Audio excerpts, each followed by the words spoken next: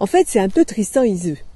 Dans la nuit du 10 mai 1947, lui, Nelson, qui était un grand séducteur et sans difficulté, parce que toutes les femmes se jetaient à son cou, croit avoir une aventure d'un soir avec cette femme qui est de loin la plus belle qu'il ait tenue dans ses bras, et il tombe amoureux fou.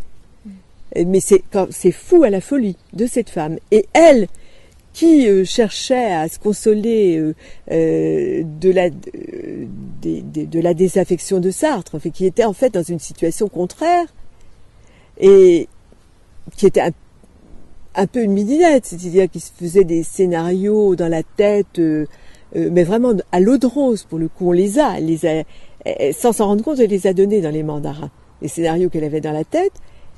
Elle découvre la sexualité heureuse, qu'elle ne connaissait pas. Son premier orgasme, elle l'a dit elle-même. Et ils sont liés par cette première nuit, un peu comme Tristan et Iseult qui ont bu la coupe du philtre et comprennent pas ce qui leur arrive. Et c'est un amour impossible puisqu'elle doit repartir, elle est sous l'emprise de Sartre, et lui, il voudrait qu'elle reste. Et c'est un amour total. Il dépoussière à ses pieds, un amour total.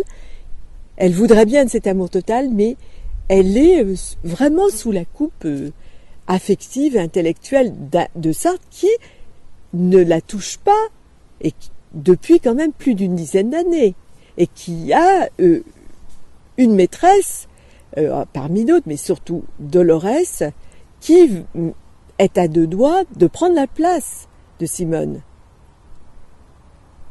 Et voilà, c'est cet imbroglio-là que j'ai voulu dénouer et qui est en grande partie décrit à travers certains portraits de femmes dans Le deuxième sexe, qui est un ouvrage théorique et dont le substrat est en réalité autobiographique, je le répète.